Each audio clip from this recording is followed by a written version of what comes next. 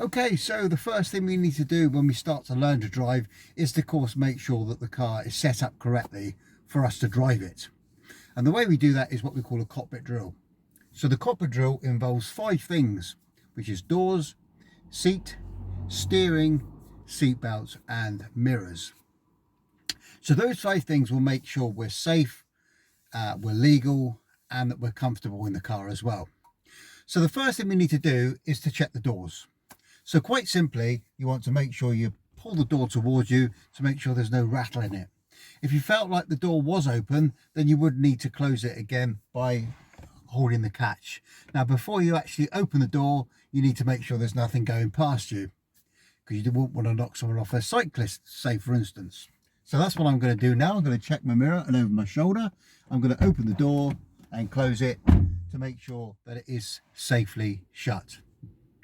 Okay, so once your door is shut and you know that you're safe, then the next thing we need to do is make sure the seat is in the correct position. Okay, so to make sure the seat's in the correct position, we have 3 pedals down by your feet, and we want to be pressing the clutch, which is the far left pedal, with your left foot. When you put your clutch to the floor, you should have a slight bend in your knee. Okay, so once you've feel that and you're not stretching for that pedal, you know that you are correctly seated. Okay, you can normally punch the seat up and down if you want to make it a bit lower, if you feel it like you're a little bit high up in the chair, or you can punch it up if you feel like you're a little bit low. But the important thing is that you can actually reach the pedals and your clutch is to the floor. You have a slight bend in your knee. Obviously the seat goes backwards and forwards, so you can adjust that position, which I've done. So now I know the bottom of the seat is correctly adjusted. The next thing I need to do is to adjust the rake of the seat, which is the back of the seat here. Now that's more for comfort, but we do need to make sure that we can reach the pedals as well. Okay, and we need to make sure that we can reach the steering wheel correctly. Okay, so the first thing we need to do in this situation is to make sure I've got a slight bend in my elbow, as you can see here, when my hands are at about 2:45 on the steering wheel. So 2:45 on the steering wheel, like I have my hands now, you can see them there. When my hands are at the top of the steering wheel, I also need to have a slight bend in my elbow. So if I'm stretching for the steering wheel at this point, I could adjust the rake, which is the back of the seat, by normally on most cars twisting the wheel on the side. But I can see if I put my hands at the top that I got a slight bend in my elbow. That would be the correct position for me to be in. Okay, normally on some cars there is a little rake, there is a little adjustable lever that you can use, so you can pull that down and you might be able to see my steering wheel comes out, goes back in, it goes up and it goes down. I want to be able to see the dials as well through the hole in the top of the steering wheel. So that looks about right. Okay, so now we've done the doors, the seat, the rake of the seat is now adjusted correctly so I can reach the steering wheel. The last part of the seat, and a very important part, is the head restraint. Okay, now the head restraint is there to support your neck if you were to have an accident. Okay, now if I look sideways, I can see that the head restraint is a bit high. So I need to press the little button underneath here and pull the head restraint down so it's protecting my neck correctly if we were in an accident. So if I look sideways now, I can now see that my eye line is about halfway up, which would support my neck if there was an accident of some kind. So now my seat is correctly adjusted from the bottom to the middle, the rake and the head restraint. So the next part, we've done the doors, we've done the seat, is the steering. So basically when you're steering, you normally want to look as far down the road as you can. So you don't want to be staring at the tarmac in front of you. A bit like if you walk down the road, you wouldn't look at your feet because you'd fall over. Same when you're driving, you want to be looking as far down the road as you can. Okay, when we're steering, your instructor will give you different kinds of instruction. On my lessons, I tend to say, treat the steering wheel like a clock face. So if you want to steer 5 minutes to the left, then I would say that's about that much there, 5 minutes. Quarter of an hour would be the big arch at the top where my hands are here, would be at the side of the car, and then the big arch at the top would look upside down if you were steering half an hour. A full revolution or 1 hour would be a whole turn, and that just helps you when you're learning to drive to know how much to steer. So if you're a bit close to a parked vehicle, I might say steer a minute away from the vehicle, which would be a bit like that. Okay, all right, so that's the steering part of it, looking as far down the road as you can. And of course you have got that lever if you wanted to pull the wheel out, push it in, up, or of course down. All right, okay, so that's that part. So we've got the doors, the seat, and the steering is now sorted.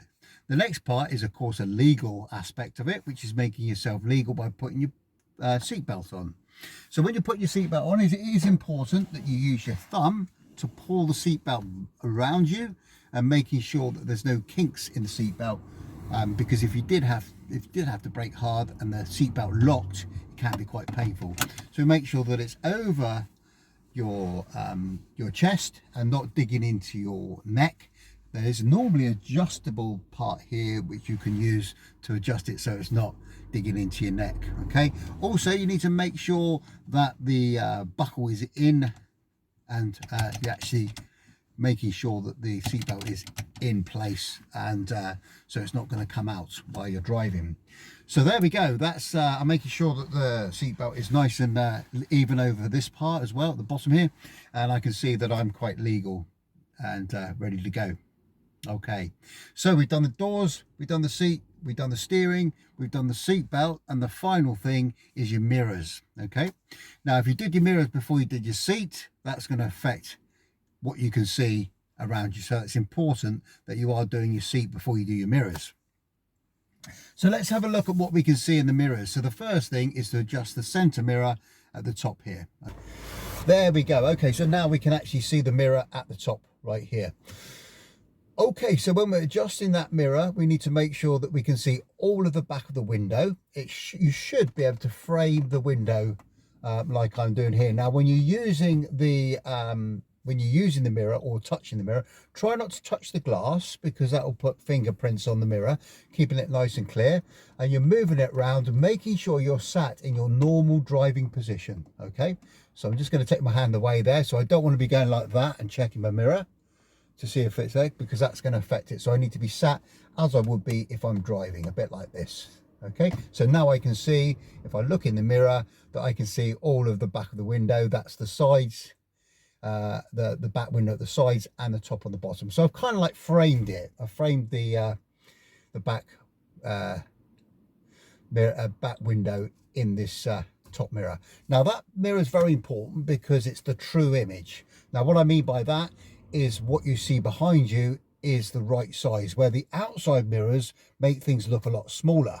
So we need to be aware that when we're using the outside mirrors, we're not actually seeing the correct size of the vehicle or the cyclist or the pedestrian. So it's always important to check that one first. Okay, all right, so the next thing, of course, now I've adjusted that one, is to adjust the outside. So I have a little catch, you can't see it down here, but sorry, a little button, and I push it to the L first, and I'm going to adjust the outside so I can see just a little bit of the back of the car in my outside mirror, in my left exterior mirror, and also I can see half the pavement and half the sky. So the horizon of the needs to end about halfway up the mirror. Okay, so again, I'm sat in my normal driving position, so I'm not going like this because that would affect what I can see. Sat in my normal driving position, and I can now see what I need to be able to see. And I'll push the stick towards the R, and then I'm going to adjust the right mirror, and again you can see I'm sat in my normal driving position, moving the stick around so I can see a little bit of the back of the car, but mostly the road and the sky and the horizon down the bottom of the road ends about halfway up the mirror. Okay, so that will give me good vision around the car, because that's important that I am looking being able to see things like cyclists and vulnerable road users in particular, and cars as well. Okay, so then we have done our cockpit drill. We have done the doors, the seat, the steering, the seat belt, and the mirrors. You're now set up and legal to drive. Can't wait to see you on the next video, where we're going to be moving off from the side of the road and stopping. Thanks for watching. See you later.